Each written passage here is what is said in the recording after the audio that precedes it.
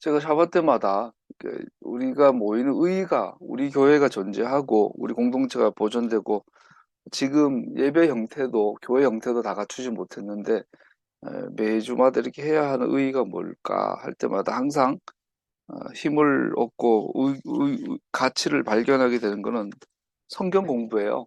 어, 여러분 일주일 동안 온갖 인터넷을 유튜브 다 뒤져보시고 온갖 뉴스를 다 뒤져보시고 책을 서점과 다 뒤져보세요.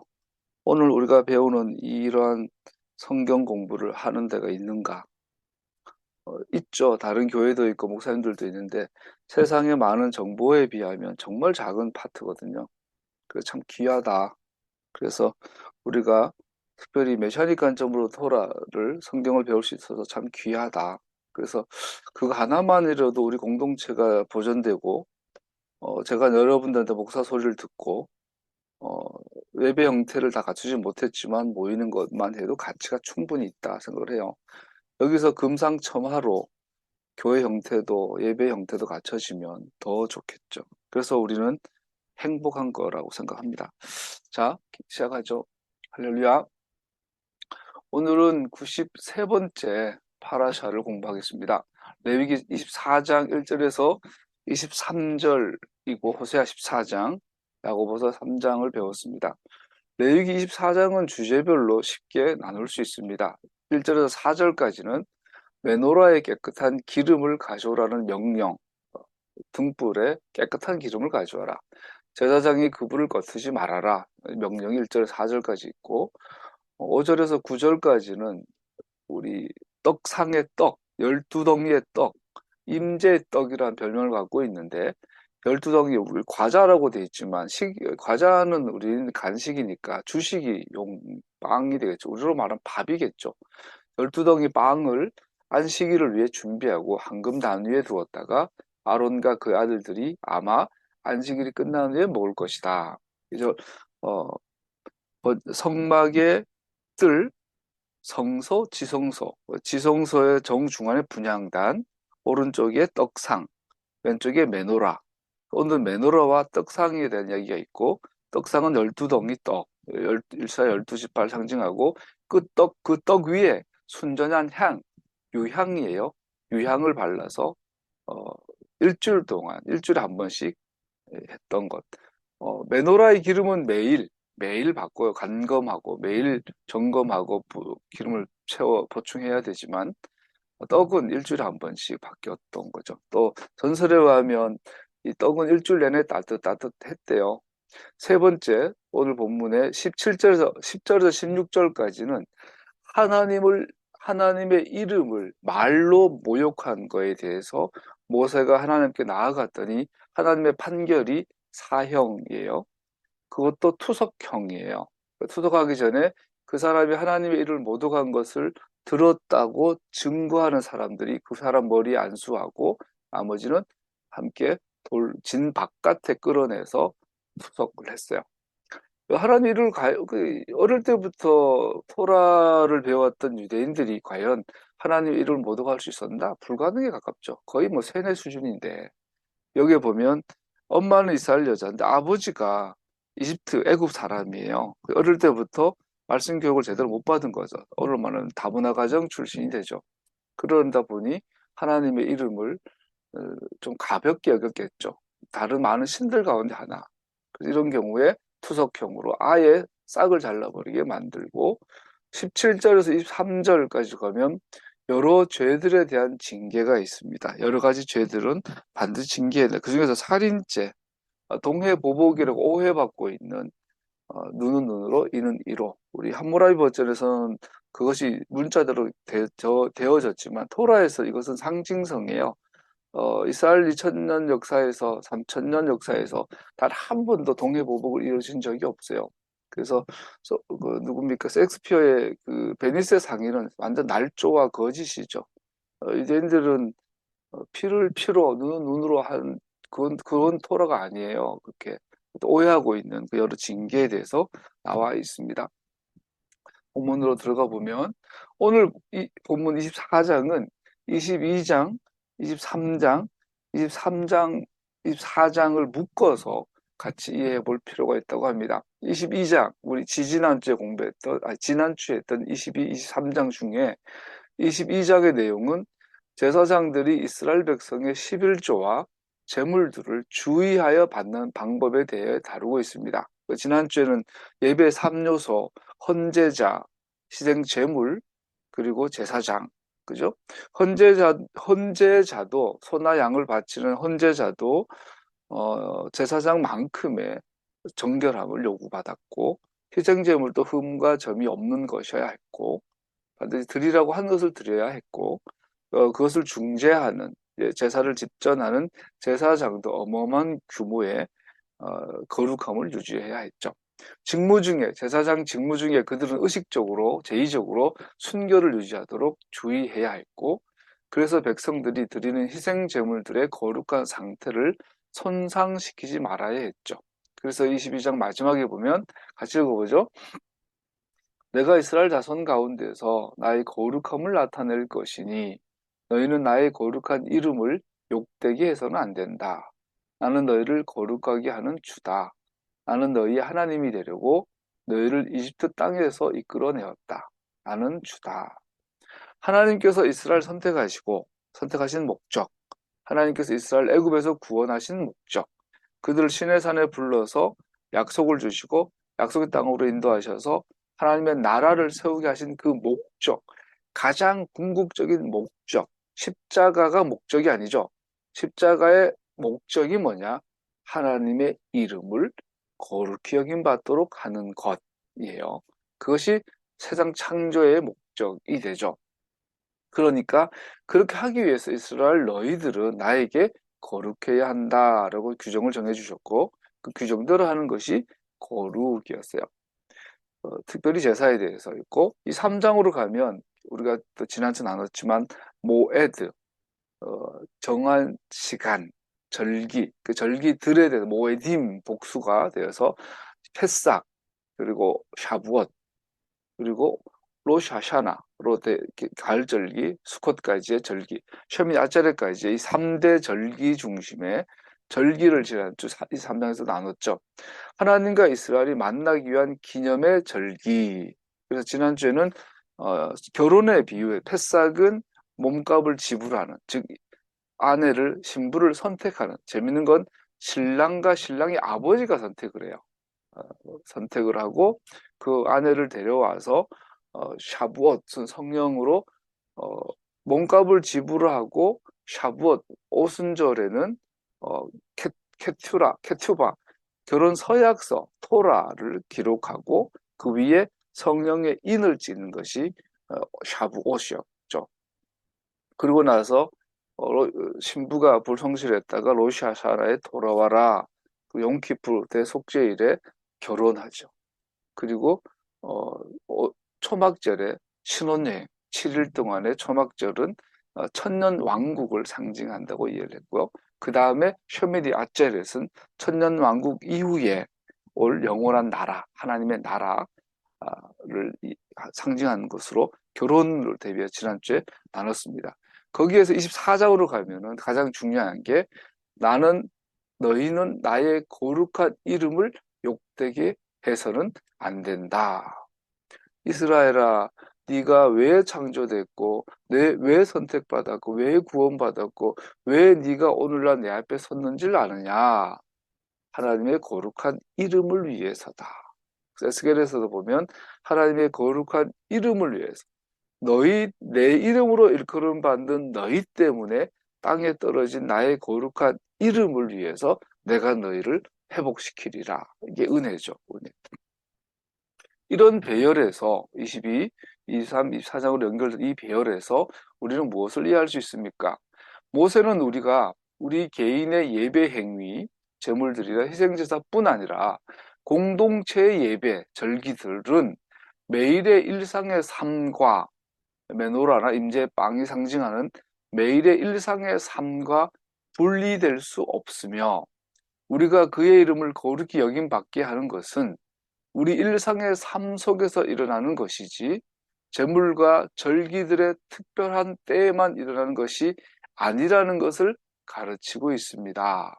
그 결론은 일상의 삶 속에서 하나님의 이름이 거룩히 여김받게 하는 것이 이 22, 23장, 24장이 말하고 있는 메시지다. 이번 장들이 이런 구조로 배열된 것을 배울 수 있는 것 중 하나라면 우리와 우리의 사회와 시대를 장악한 큰 종교에는 분명히 비난이 됩니다. 그러나 이것이 고대 사회에서도 같은 진리였을 것이라고 말하는 모험을 하고 싶습니다. 큰 종교, 대종교가 오늘 말하면 캐톨릭, 뭡니까? 베드로 대성당, 대종교, 대성당 스타일의 종교, 큰 종교가 우리가 하나님을 예배하는 방법이라는 생각은 죄된 본성의 기능이지 그 사회와 시대의 열매는 아니기 때문입니다. 아침에 일이 있어서 군자까지 잠깐 다녀왔어요. 아무래도 오늘 딱 10시부터 4시까지밖에 안 된다고 그래서 어떤 갔다 왔는데, 어, 가다 보니까 천호대교를 건너가고 아차산역을 지나서 가죠. 제가 다녔던 장로의 신학대학교 신학대학원이 보이죠. 오랜만에 천호대교를 건너고 천호대로를 지나서 광장역을, 그러니까 강나루역을 지나가면서 제가 나왔던 신학교를 보니 지나갈 때마다 또 다른 감회들이 있죠. 그래서 또 다시 돌아오는 길에 왼쪽으로 고개를 돌렸더니 제가 공부했던 그 건물들, 기도했던 기도탑이 보이면서 이제 강변북로로 쌈사로 해서 지나왔어요. 우리나라에서 대표적인 교단에 소속된 목사로 목회 활동을 하다가 그 교단을 떠나서 이제는 정치적으로 필요하니까 독립교단에 칼콤 독립교단 소속으로 메시아닉 교회를 표방하고 있어요. 순간순간 굉장히 외로움을 느낍니다. 정치적, 사회적 외로움. 목사로서도 친구들 만나고 싶은데 다 교단 소속이니까. 그 교단 소속에 있을 때도 오는 그 안정감이 있어요. 그 시스템 속에 있는 그 안정감. 굉장히 든든하죠. 그런데 그걸 다 내려놓고 이렇게 어, 광야에 맨땅 헤딩하듯이 가다 보니 순간순간 그게 있어요. 그래서 기존 교단을 대종교라고 싶지는 않은데 우리 속에는 대종교, 이 큰 대성당 신앙, 대성당이 교회야, 대성당이 종교야, 대성당에서 드리는 예배가 효력이 있어. 우리가 가정에서 비대면으로 이렇게 하는 예배, 혼자 골방에서 아니면 화장실에서 설거지하다가 혼자 공장 안에서 드리는 그 작은 예배보다 대성당에서 막 베드로 성당 천장에 수백억짜리 이 그림이 그려져 있고 레오나르도 다빈치의 조각상이 있고 막 어마어마한 그 주교가 앞에서 집전하는 그리고 질서정연한 수백 명, 수천 명이 모이는 그곳에서 예배를 드리는 웅장한 예배. 노래 자체가 머리에서 오 나오고 막 이런 화려하고 교황이 입은 옷 자체가 수십억짜리죠. 수십억, 수억짜리 옷을 입은 목회자가 설교를 하고 막 이렇게 하면 굉장히 우리 속에서 야, 이건 예배야. 경건하구나. 거룩하구나. 이런 예배는 정말 하나님께서 기뻐하시겠다. 생각을 하게 되죠. 반대로 골방에서 설거지하면서 일하다가 땀투성이 돼가지고 겨드랑이 냄새 풀풀 나면서 성경 하나 펴고 찬송가 드리는 그 예배가 뭐가 두 개가 비교를 해보면 정말 비교가 안 되죠. 그런데 이것을 대종교라 그래요. 우리 속에는 그러한 본성들이 있어요. 교단 이런 그 배경을 갖고 있으면 주의를 성수라 그러고 성일로 구별하고 건물을 구별하고 건물의 어떤 특정한 장소를 대예배실, 소예배실 이렇게 하고 우리 속에는 그게 있어요. 신방을 갈 때 목사가 신방 가면은 신방을 받는 집사님이나 성도들이 막 지극정성으로 준비하죠. 밥 하나까지. 근데 전도사가 가면 좀 넥타이 좀 풀고 밥도 좀 가벼운 거 준비해가지고 농담도 하고 이렇게 하고 교육전사가 오면은 뭐 아이고 이거 이렇게 하고 우리 속에 그런 의식들이 있어요. 이게 타락한 본성에서 나오는 큰 종교, 대종교 사상이죠. 그래서 우리는 이런 제물과 성막, 제사 제도를 이야기하면 그런 대종교 사상으로 가려고 자꾸 해요. 그러다 보니 우리는 많은 의식들을 만들어내죠. 이렇게 하면 아, 100만 원짜리 야마 뭐 영창 그 전자 피아노보다 그랜드 피아노 3,200만 원짜리 그랜드 피아노로 찬송을 부르면 더 좋은 예배가 되겠지? 아니면은 그 제가 옛날에 섬겼던 그 교회는 양쪽에 파이프 오르간이 있는데 이게 60억, 60, 120억, 120억짜리 파이프 오르간이었어요. 30년 전에, 30년 전에 120억이었으니까 그 120억, 내가 기억, 120억짜리 양쪽에 파이프 오르간이 있는데 한 번도 치는 걸 못 봤어요. 왜 그러나 했더니 고장났대요. 한 번 고칠 때마다 4억, 5억씩 든대요. 뭐 네덜란드인가 어디서 와서 고쳐야 된대. 그런 수십억짜리 파이프 오르간을 갖다 놓고 파이프 오르간으로 찬송을 부르면 오늘 읽었던 뭐 수많은 무리들이 뭐 이런 노래를 그렇게 부르면 와 하나님께 더 기뻐하신 예배가 될 것 같고 이런 대성당 증후군이죠. 우리 속에는 그런 악한 본성들이 있어요. 그래서 하나님을 위해서 예배 드린다고 많은 의식들을 만들어내죠. 종교 음악이 나타나요. 종교 음악은 대체로 막 대부분의 성악은 교회에서 시작이 됐죠. 종교 반주, 뭐 피아노, 뭐 바이올린 이런 그 연주가 나타나기 시작하고 종교 문화가 생기기 시작해요. 나중에는 그 종교라는 문화가 이제는 이것이 완전히 그 틀 속에서 하지 않으면 하나님 없는 것 같아요. 하나님 받지 않는 것 같아요. 이 대성당 증후군입니다. 그런데 성경에서는 어떻게 예배드려야 할지, 무엇을 건설해야 될지 정확하게 기록해놨어요. 성전을 지어라. 성막을 지어라. 요 크기로, 요 모양대로, 요 색깔로 해라. 딱 정해놨어요. 그거 외에는 하면 안 돼요. 그러니까 오늘날은 성전과 성막이 없으니까 우리가 모이는 모임 예배당은 너무나 이런 비대면을 하는 것이 아무런 문제가 없는 거죠. 베드로 대성당에서 예배 드리거나 서울 영락교에서 본다고 하는 것보다 더 가치 있을 수도 있어요. 우리가 이런 것들이 있어야 되는데 말입니다. 타락한 피조물인 우리는 실제로 우리의 신들에게 합당한 제사를 만들어낼 수 있다라는 결론에 다다릅니다. 이게 대성당 증후군이에요. 이런 거 저에게도 있어요. 양극으로 있죠. 다 갖춰놓고 있으면은 와, 이 예배는 하나님이 기뻐하셔. 반대로 우리처럼 못 갖추고 있으면 열등감에 빠져서 아, 이게 예배인가? 이게 교회인가? 똑같은 대성당 증후군이에요. 우리는 하나님에게 받으실 만한 예배를 만들 수 있어 라고 되어 있죠.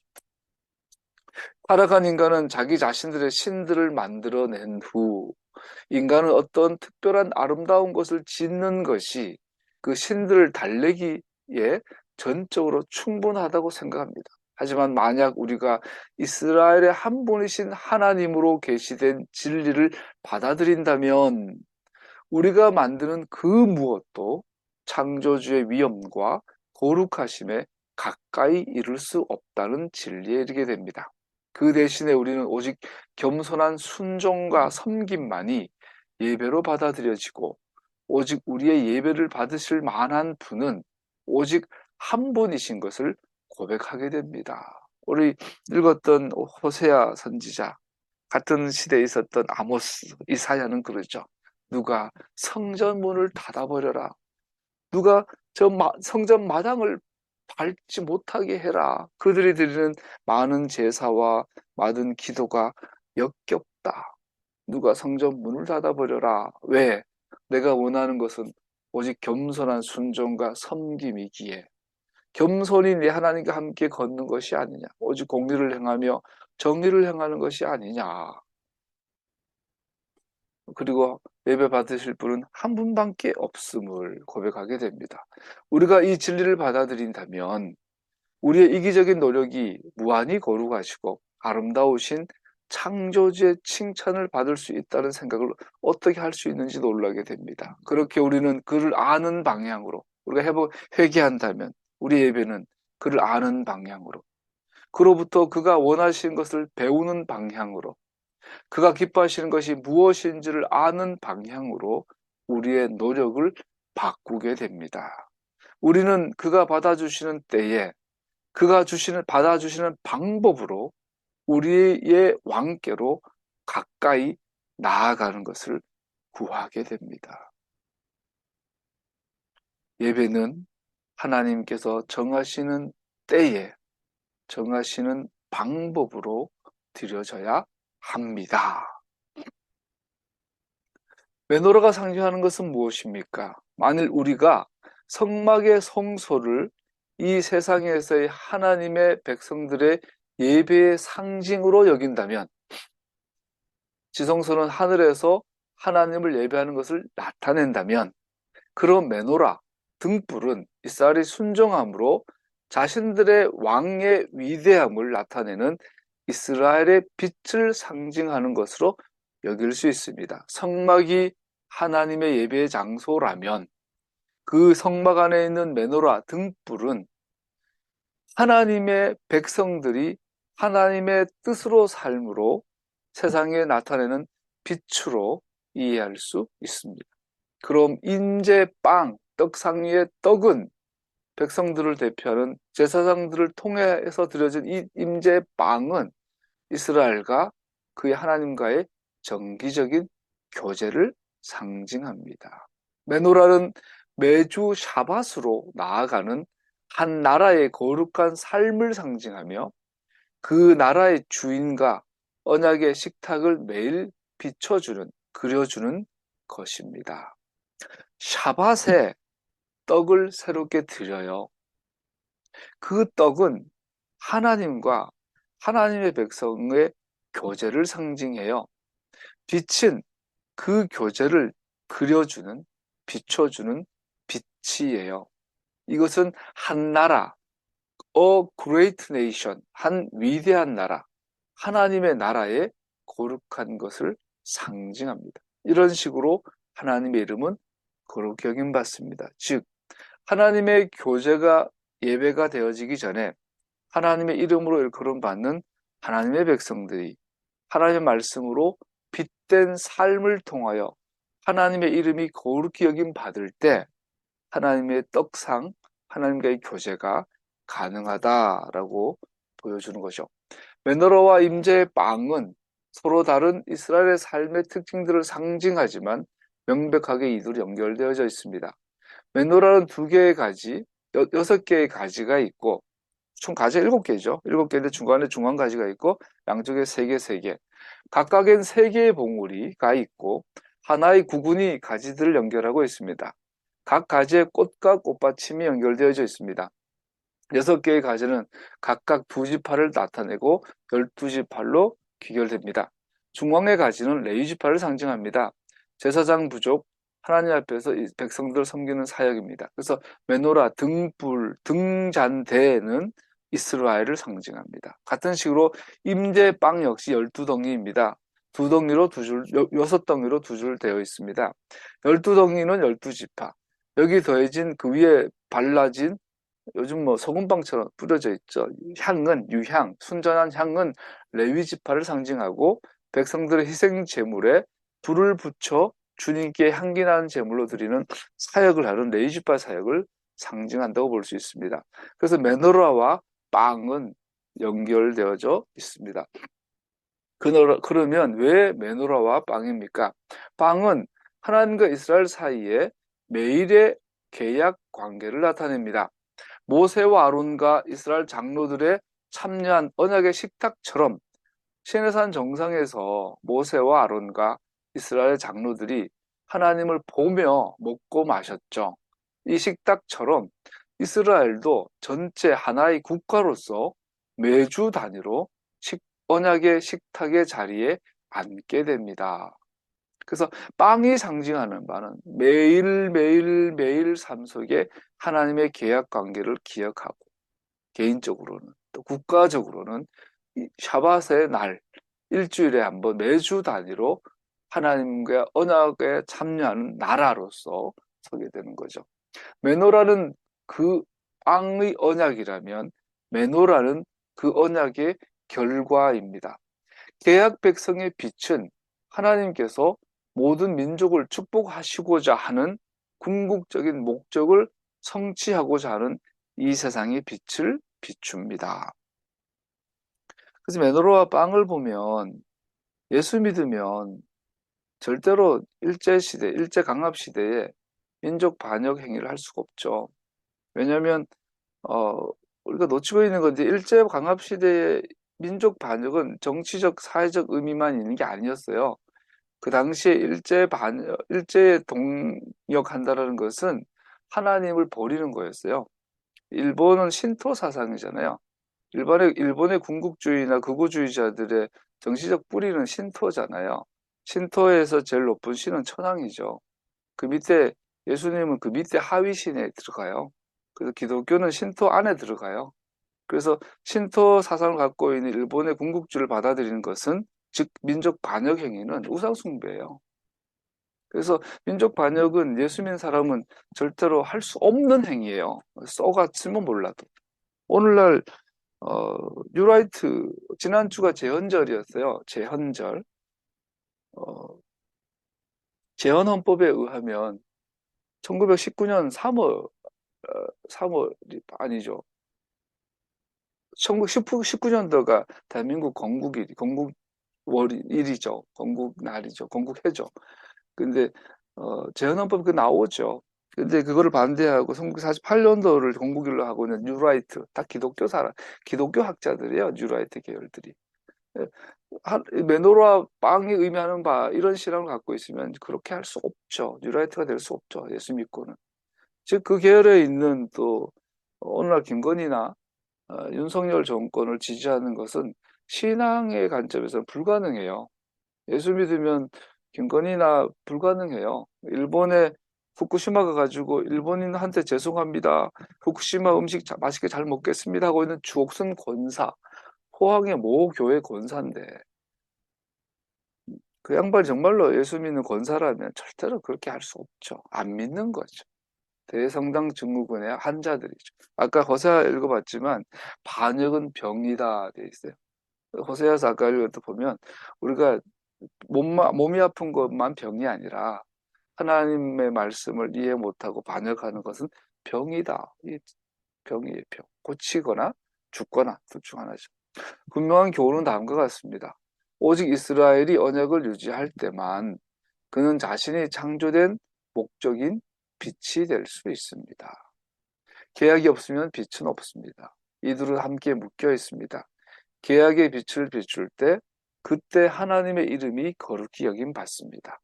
왜냐하면 하나님께서는 아브라함 안에서 모든 민족을 축복하시겠다는 당신의 약속에 신실하시기 때문입니다. 너희는 세상의 빛이다.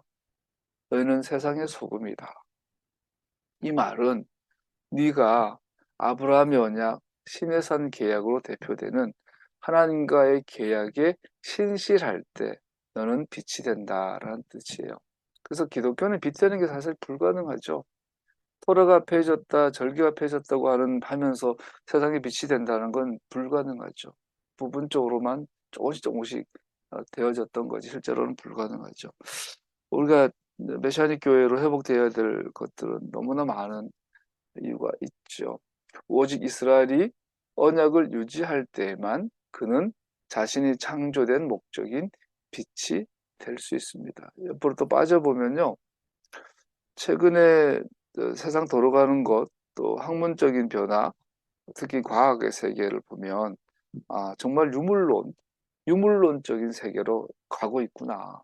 그래서 오늘날 물리학자들은 인간의 감정이나 정서, 생각, 마음, 또 종교, 영혼도 다 물리 법칙 안에서 설명 가능하다고 보죠. 내가 왜 사는가, 그 철학적인 질문들, 우리의 감정, 정서, 사유, 종교성, 이 모든 것들도 영혼의 존재 자체도 물리적으로 이해를 하죠. 여러분, 아까 반역이 병이라고 했는데 예수님께서 오셔서 정말 질병을 열심히 고치셨거든요. 처음에 정말 의아했어요. 아니, 그 대단한 하나님께서 오셔서 바쁜데 꼴랑 3년 사역 하시면서 뭐 환자를 그렇게 보시냐. 그냥 병 고치러 오신 것 같아요, 보면. 근데 반역은 병이다. 그래서 병을 고치러 오셨어요, 예수님께서 우리에게. 자, 오늘날에 병이 있어요. 그래서 이제 이거 자연 법칙에 대한 수많은 데이터들이 쌓이고 있다 보니, 자연과학에 대한 데이터들이 쌓이고 있다 보니, 기존의 것들이 많이 무너질 거다 보니, 이제는 예수 믿는 사람들도 너무나 많이 타협해요. 성경을 다 믿지 않아요. 문자대로 믿지 않아요. 그리고 성경을 부분 발췌해서 믿기 시작해요. 앞으로 더 그럴 거예요. 더 강한 유물론적 세계로 나아가게 되면 세상 젊은 아이들은 거의 뭐 그렇게 갔죠. 그렇게 가다 보면 인간은 내 몸은 물질이다. 별에서 온 그대다. 우리가 과학적으로 우리가 별에서 온 거 맞잖아요. 내 몸의 모든 원소는 지구에 있는 광물하고 일치하고 거의 100% 일치하고 인간의 몸에 있는 모든 원소는 우주의 구성 원소와 100% 일치하죠. 그래서 우리는 우주에서 온 게 맞는데 우리 몸의 원소나 원자력이나 핵력이나 이런 에너지들은 지구 안에서는 절대 만들 수 없는 힘이래요. 우리 속에 있는 원소의 이 에너지를 만들려면 최소한 별이 폭발하는 초신성 폭발 정도의 에너지가 있어야 이런 원소가 만들어진대요. 그래서 내 몸인 이유는 여기 지구에서 만들어진 게 아니라 우주에서 온 거라는 거죠. 저는 그거 믿어요. 맞죠? 사실이죠. 그럼 우리 영혼은 어디서 왔을까? 그래서 물리학자들은 물리적으로, 유물론적으로 영혼을 존재하지 않아.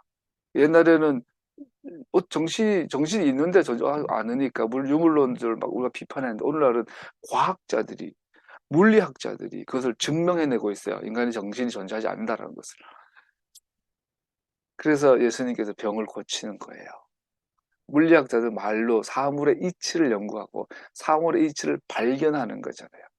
하나님 만든 세상에 이치들이 있어요. 세상엔 법칙대로 돌아가죠. 법칙.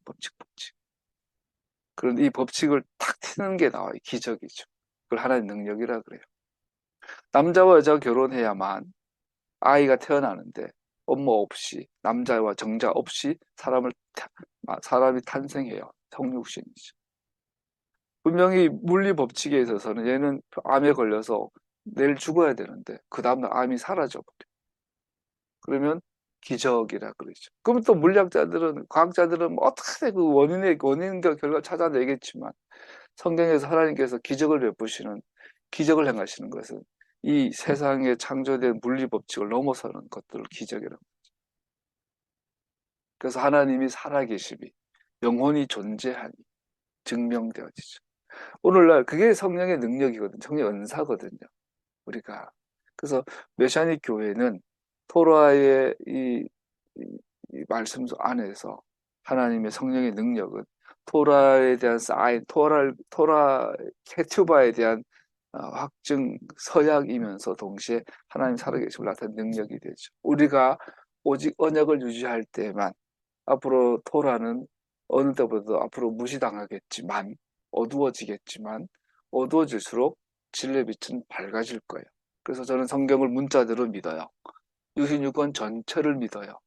한 글자도 빠짐없이 사실임을 믿어요. 진리임을 믿어요. 그리고 오직 이스라엘이 언약을 유지할 때만 그는 자신이 창조된 목적인 빛이 될 수 있습니다. 우리의 윤리와 도덕성으로는 안 되죠. 하나님의 능력으로 기적으로 그 일은 일어날 거예요. 앞으로도. 물론 이스라엘은 메시아로 인해 최종적으로 최선으로 나타납니다. 랍비들도 메노라의 빛을 메시아의 등불로 연결시킵니다. 그 등불을 늘 켜두어라. 랍비 한이는 뭐 이렇게 등불 랍비들의 말은 뭐 넘어가 보죠. 이스라엘 백성이 언약에 충실하게 남아 있는 한 가장 서쪽 등불은 밤낮 꺼지지 않고 남아 있을 것이라고 더 나아가 생각할 수 있습니다. 그래서 랍비들은 이 메노라의 빛 등불이 7개인데 이게 24시간 365일 다 켜졌다고 보지 않아요. 그래서 7개 중에 제일 왼쪽에 있는 제일 서쪽에 있는 어, 메노라의 빛만 남아 있고 나머지 빛은 매일 이제 기름이 다 한번 꺼졌다가 또 제사장이 저녁에 가가지고 그 서쪽에 있는 빛을 옮겨 붙여서 또 살리고 했다 그래요. 그 서쪽의 빛이 같은 기름을 넣었는데 얘는 안 꺼지는 거야. 이 기적이죠. 아까 말씀드린 거죠. 랍비들은 그렇게 이해하고 저는 그렇게 믿어요. 실제로 그랬을 것 같아요. 옛날에 불이라는 것은 귀한 거였는데 그래서 메노라의 서쪽의 빛은 24시간 360을 꺼지지 않았다. 이스라엘은 그렇게 믿거든요. 저도 그렇게 믿고 믿는 게 다 나을 것 같아요. 기적이죠. 그래서 제사장이 조마조마하죠. 꺼진 거 아니야? 갔더니 제일 서쪽에 있는 왼쪽에 있는 이 메노라의 빛, 오른쪽이겠군요. 오른쪽에 있는 메노라의 빛은 제일 서쪽에 있는 오른쪽 서쪽에 있는 메노라의 빛은 안 꺼져 있는 거예요. 기름도 그대로예요. 기적이네. 기적. 이걸 기적이라고 했어요. 하나님 살아계심이 증거되죠. 저녁이 되어 등에 기름을 채울 시간이 되면 서쪽 등잔의 심지를 조심스레 들어서 다른 심지에 옮겨 붙입니다. 이런 식으로 불은 결코 꺼지지 않았습니다. 그러나 합법적인 마지막 대제사장인 제2성전 초기 봉사했던 시몬 하짜딕이 죽은 후에는 마지막 대제사장이 죽은 후에는 가장 서쪽 심지는 다른 것들과 함께 밤에 꺼져버렸습니다. 하나님께서 떠나버린 거죠, 이스라엘을. 예수님께서 오실 때까지. 서쪽 등 불은 신실한 남은 자들을 상징하는 걸까요? 어떤 경우든 메노라가 어둠의 시대 동안 빛을 비추었다라는 사실은 하나님의 빛은 이스라엘이 언약에 충실하는 한 하나님의 이름의 영광을 위한 빛으로 비출 것이기에 결코 어둠으로 꺼지지 않는다는 것을 강조합니다. 제2성전 시절에 서쪽에 있는 메노라의 빛이 진짜 꺼져버렸어요. 그거 말라기 시절 지나 예수님 오실 때까지 빛이 없었어요. 그런데 진짜 빛인 예수님이 오셨죠. 그래서 메노라의 빛이 상징하는 것은 하나님의 자녀들이 언약에 신실하는 것으로 우리는 이해할 수 있겠죠. 그러한 자들을 언약에 신실한 남아있는, 세상이 뭐라 하든 세상이 부정하고 욕하던 하나님의 언약을 지키는 자들이 있죠. 그들을 남은 자들이라 합니다. 그들을 등불이라 빛이라고 할 수 있겠죠. 여러분 것은 어떨까요? 이스라엘 사람들은 메노라의 기름을 바쳤습니다. 너는 이스라엘 자손에게 명하여 올리브를 찢어서 짜낸 깨끗한 기름을 가져다가 등불을 켜게 하되 그 등불을 늘 켜두어라. 이 명령은 정기적으로 감람류를 공급하라는 명령으로 확대됩니다. 2절 빛을 비추기 위해 짜낸 깨끗한 기름. 올리브는 상중하가 있고 세 번에 걸쳐 하는데 첫 번째 고운 체에 걸러는 제일 좋은 기름. 이거는 그름이 안 났다 그래요. 두 번째는 그 남은 것을 찧어가지고 다시 생산한 거. 중급이 되고 하품은 나머지를 갈아서 압축을 해서 짜낸 이 기름은 가난한 자들이 썼는데 그름이 많았다 그래요. 그래서 성막에서 드렸던 올리브 기름은 최상품으로 드려서 그름이 없게 했죠. 빛을 발하는 기름은 깨끗해야 합니다. 일물질이 섞이면 안 됩니다. 즉 이스라엘은 하나님의 이름을 거룩하게 여김받고자 한다면 자신들의 하나님께 완전하게 거룩하게 구별되어야만 합니다. 이게 우리가 회개하는 이유가 되겠죠. 임재빵, 떡상의 빵은 두 줄로 각 줄의 육덩이에 소위 순수한 금으로 제작된 깨끗한 식탁 위에 놓여집니다. 하나님과 사람이 언약의 식사를 위해 만나는 장소는 완전한 거룩함의 자리입니다. 이곳은 메시아의 인성을 보여주는 자리입니다. 신성과 인성 가운데 하나님의 메시아, 하나님의 인성을 보여주는 것이 떡상입니다. 여기서 상징적인 아름다운 곳에서 성육신의 신비가 명백해집니다. 유향이 각 줄의 빵 위에 놓여집니다. 주님께 살라 바치는 제물을 표시하는 것으로 유향이 뿌려진 빵은 주님께 드리는 제물로 제단에 태워드렸습니다. 이렇게 제단은 빵을 소비했고 제사장들은 그 나머지를 먹었습니다. 랍비들 전승은 매일 안식일 교체 때까지 빵은 신선하게 유지되었다고 합니다. 실제 안식일이 끝나고 제사장들이 그 빵을 먹었습니다. 샤밧 식탁의 두덩이 칼날빵처럼 여러분과 제가 샤밧 때 기도시 때 포도 주스를 어떻게 구하는데 할랄빵은 없어요, 그죠? 우리 대부분 식빵 찢어서 하는데 흉내 내는 거죠. 그래서 안 하는 것보다 나은다 싶어서. 그런데 유대인들은 할랄빵 2개 깐 거 있잖아요. 여섯 두 개.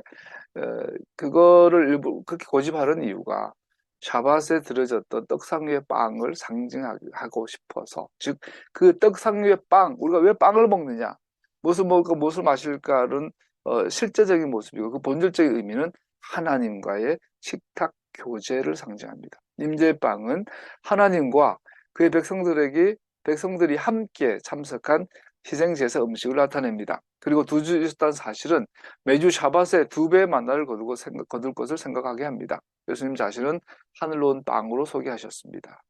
그래서 우리가 샤밧에 빵을 먹을 때마다 왜 사냐도 고민하지만 나는 하나님과의 교제, 언약의 공동체로 식탁 교제로 부름받았음을 기억하는 날입니다.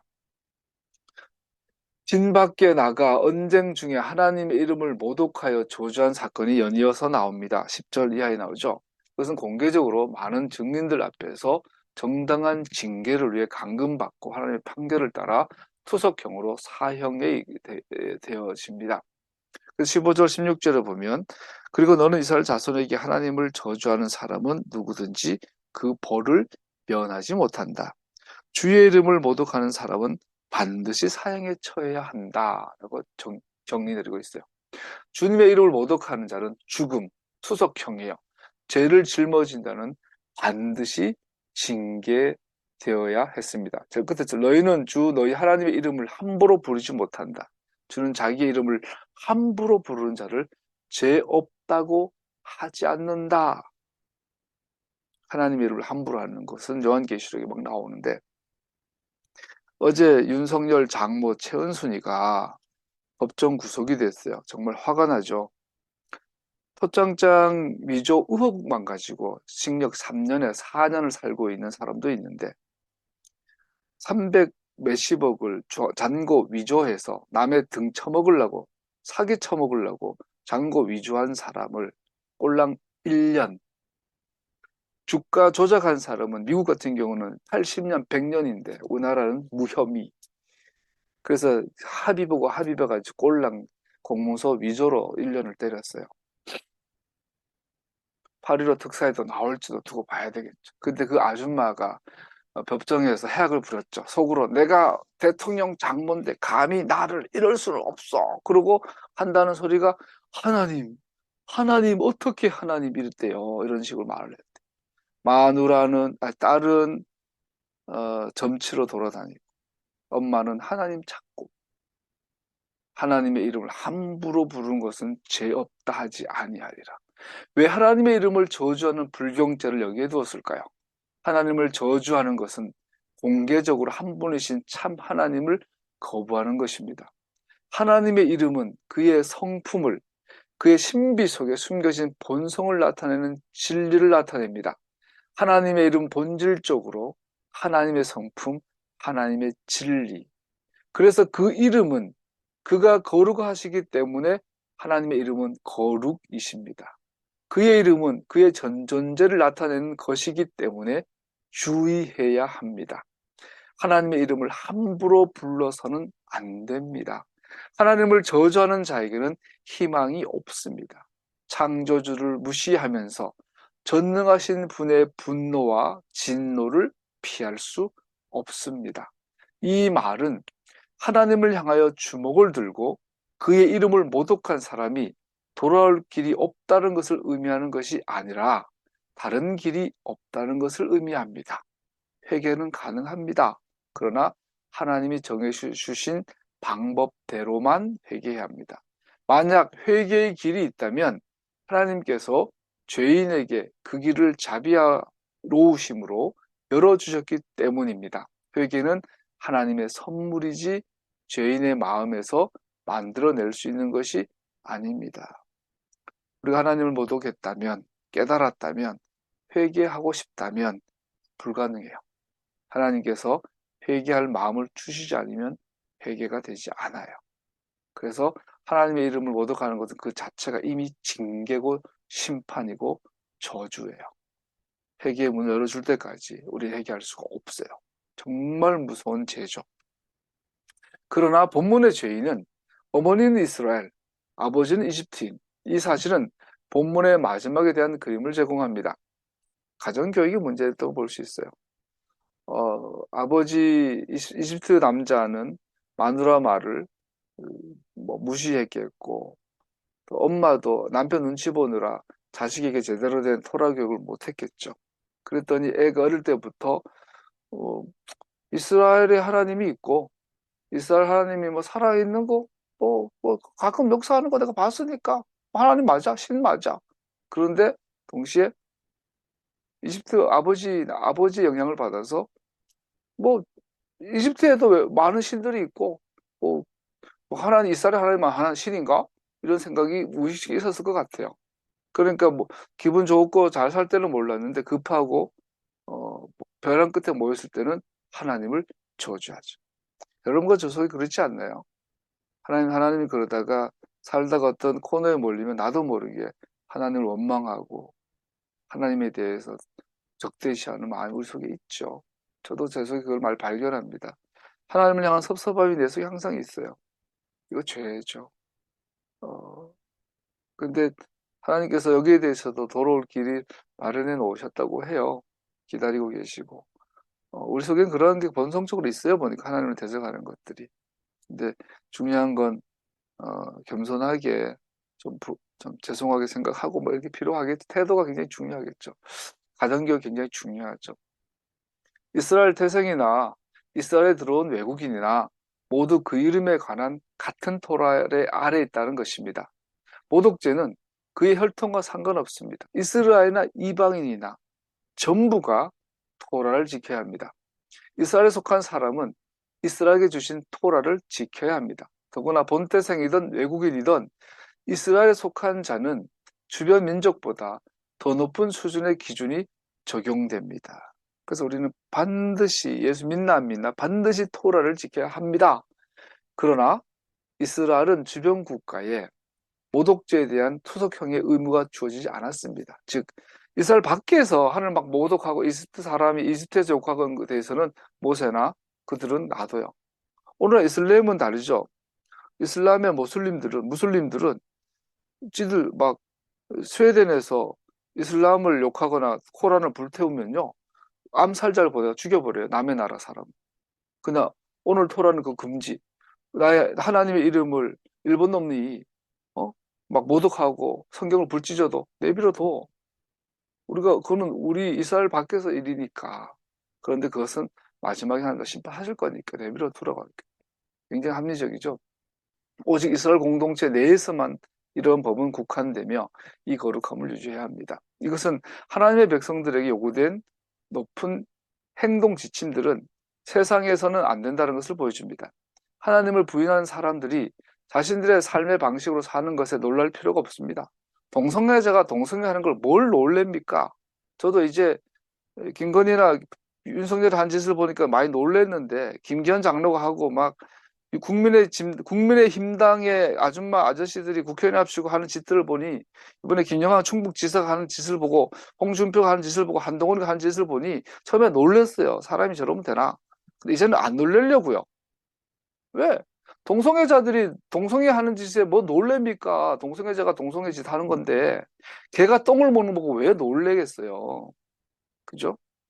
사람 놀래지 말지 뭐 우상 숭배하는 걸 보고 뭐 놀래겠어요. 그냥 내버려 두는 거죠. 그러나 우상 숭배자가 우상을 숭배하는 것에 놀라지 않을 때나 놀라지 않는다고 해서 그것이 괜찮다라는 것을 의미하는 것은 아닙니다. 동성애자가 동성애 짓 하는 것을 보고 우리는 놀라지 않아요. 그러나 그것이 괜찮은 것은 아닙니다. 우상 숭배자가 우상 숭배한 짓을 보고 우리 놀랄 필요 없어요. 그러나 그것이 괜찮지는 않습니다. 그 반대로도 진리입니다. 우리는 오직 하나의 신, 참 하나님이 우리의 하나님이신 것을 고백하고 우리는 그의 종인 것을 고백하는 사람들은 우리 공동체 안에서나 밖에서도 의로운 삶을 유지해야 합니다. 그들은 그들이고 여러분과 저는 이 공동체 안에서나 회사에서나 길에서나 하나님의 이름을 거룩히 여김받도록 해야 합니다. 두 개의 다른 윤리적 규칙 아래 있는 것보다 유대인을 손상시키는 것은 없습니다. 공동체는 서로의 관계와 상호 거래에서 엄격한 정직과 청렴함이 있어야 합니다. 그러나 만약 같은 기준이 적용되지 않는 공동체 밖의 사람들에게는 하나님 이름의 거룩함은 손상받습니다. 물론 이것은 토라가 가르치는 것도 아니고 하나님께서 원하신 것도 아닙니다. 만일 우리가 위로부터 난 자들이라면 우리의 삶은 하나님의 기준을 따르는 것으로 또 그의 정의를 사랑하는 것으로 변화되어야 합니다. 우리의 마음이 정말 할례 받았다면 우리는 우리의 마음이 원하기에 하나님의 언약의 삶을 살 것입니다. 우리가 정말 예수쟁이라면, 우리가 정말 예수 믿고 교회 다니는 사람들이라면 하나님의 기준을 따르고 하나님의 정의를 사랑하고 하나님의 언약의 삶을 충실하려고 노력할 것입니다. 이것은 우리가 어느 곳에 살든지 누구를 만나든지 상관없이 그의 종으로서 살아야 함을 의미합니다. 본문의 마지막 부분은 살인자와 상해자의 징계에 대해서 말합니다. 모든 사람의 생명은 소중하다. 그래서 동해보복을 오해되는 눈으로 여기 뭐 낙태도 나와요. 우리나라가 지금 2,000명, 3,000명 정도의 유아가 지금 집계에 잡히지 않는 유아가 발견이 됐죠. 그리고 전문가들은 이 아이들 대부분이 살해되었거나 유괴되었거나 없어졌을 거라고 보더라고요. 그렇게 된 원인 중에 하나가 여성 변호사가 그 말을 하더라고요. 우리나라는 유아 살해에 대해서 굉장히 너그럽대요.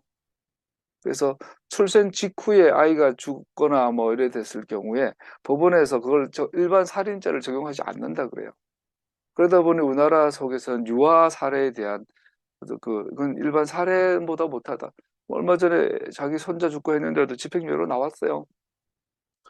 근데 성경 그렇지 않아요. 유아 살해, 심지어 뱃속에 있는 태아에 대한 살해도 살인법을 적용해요. 살인으로 적용을 해요. 그리고 성경에서 이는 이로 물론 뭐 피는 피로 나왔는데 동해보복 부분 항상 긍정적 보상으로 되어졌습니다. 이스라엘 역사에서 결코 단 한 번도 신체를 절단하는 형태의 징계에 대한 지시가 없었습니다. 즉 여기서 동해보복 부분 네가 누군가에게 물리적이든 재산상이든 상해를 끼쳤다면 반드시 보상해라. 충분한 보상해라고 그 원칙을 말하고 있는 거죠. 오히려 본문은 동등한 가치의 징계로 이해되어집니다. 그래서 동해보복이 아니라 동등한 가치의 징계를 의미합니다. 생명을 해한 것은 결코 금전적 단위로 평가할 수 없기 때문에 사형, 토라는 살인자의 생명을 거두라고 명하고 있습니다. 그러나 상처를 입은 자는 측정할 수 있고 금전적 배상이 정해졌습니다. 판사가 확정하면 가해자는 그 값을 지불해야 했습니다. 인간과 동물에는 차이가 있습니다. 이 동해보복, 또 동등한 가치를 배상하는 것에서도 개 한 마리 죽여 소 죽이고 실수로 양을 죽였을 때랑 사람을 다치게 했을 때랑 달라요. 동물을 부당하게 죽이는 것은 그 동물의 시세에 맞게 변환해야 했어요. 제가 기억합니다. 어릴 때 시골에 우리 오일장이 있었는데요. 나가면은 강아지를 팔아요. 병아리는 몇십 원이었고, 강아지 요만한 똥개 그 당시 돈으로 뭐 5,000원, 3,000원 이랬나? 요즘 한 2, 3만 원 하나요? 몇십만 원 하겠죠, 좋은 거는. 근데 그게 시세예요, 시세. 개는 몇만 원짜리가 있어요. 돼지는 100kg짜리가 제일 비싸죠. 50kg짜리가 있어요. 닭 한 마리 3,000원. 먹일 수 있어요. 동물이니까. 사람은 그렇지 않아요. 그런 인간의 생명을 해한 것에는 보상할 것이 없어요. 내가 실수로 만약에 내가 운전을 가는데 옆집에 개가 운전을 물라 그래. 나는 그 개 죽여버릴 거야. 발로 차서 죽이든 내 딸을 보호해야지. 그리고 왜? 물려주면 되니까 돈 몇십만 원 주면 되죠. 근데 사람은 그렇지 않아요. 사람을 살해하면 반드시 사형. 그렇게 어제 신림사거리에서 글이 있었는데 걔는 사형시켜야죠. 토라에 분명히 나오는 이 구별은 먹고 사는 게 힘들어서 그랬어요. 먹고 그래가 죽어 사형 이렇게 해야 되는 거죠. 이 구별을 오늘날 우리 사회에서는 잃어버린 경우가 있습니다. 동물을 구하는 것에 굉장한 에너지를 쏟는 많은 사람들이 낙태를 지지하고 돕는 것을 봅니다. 진짜 역겨워요. 이런 기사들을 보면. 요즘 애완묘 키우는 것이 멋으로 이해를 하는데 좋아요. 동물 사랑하고 동물 보존하고 예쁜 거야. 그러나 사람보다 귀하진 않아요. 며칠 전에 누가 글을 올렸어요. 자기는 결혼해서 이제 아직 아이가 없는 신혼부부인데 시골에 엄마 집에 갔더니 엄마가 아들 왔다고 며느리 왔다고 최고 좋은 거로 먹여주고 입혀주고 나갈 때 연어 자기가 직접 한 그 전원주택에 사나 봐. 고구마. 제일 좋은 것들을 골라가지고 반찬으로 싸주고 음식으로 싸줬나 봐요. 그래서 이제 저녁이 돼서 집에 돌아와 집에 이제 집사람이 연어를 막 굽고 있더래. 그 제일 좋은 한우 툭불 고기를 굽고 있더래. 그래서 우리 엄마가 준 거 며느리인데 와이프가 저녁에 해주려고 하다 보다 그 기다렸는데 한참을 기다려도 안 갖다 주더래. 이상해서 가봤더니 걔가 먹고 있더래. 시어머니가 아들 며느리 먹으라고 최고 좋은 걸로 정성 들여 싸줬는데 어머 우리 강아지 한 달 간지 생겼네 그걸 으개고 부시고 해가지고 그 한우 제일 좋은 것도 구워가지고 개 주려고 시켜놓고 있더래요. 지금 무슨 짓 하냐고 했더니 자기를 옹졸한 남자라고 그건 그러려길래 일른 즉시 야 빨리 탈출해 이혼해 그 여자를 방생해. 여러분 그런 남자 그런 사람이라고 살면 안 되죠. 저는 그런 경우 이혼하라 하고 싶어요. 답이 없어요. 죽을 때까지 개보다 사람보다 개를 좋아하다니 있을 수 없죠. 더 아이러니한 건 동물을 상하고 동물을 위해서 이거 피켓 들고 막 뛰어다니는 남자애들 여자애들이 있어요. 그것들이 밤에 술 먹고 마음껏 자유연애 해가지고 애를 가지면 낙태시켜. 개 한 마리보다 사람이 요즘 그래요. 요즘 사람들 우리의 사고방식이 그래요.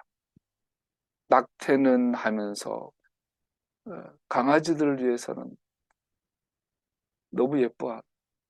하나님의 길은 조롱당하고 생명의 가치는 손상되었고 마침내 실종하게 되었습니다.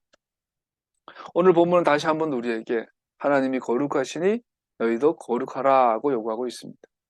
우리는 특별한 날에만 아니라 주님 앞에서 살아가는 모든 삶으로 거룩한 삶을 살라고 하십니다.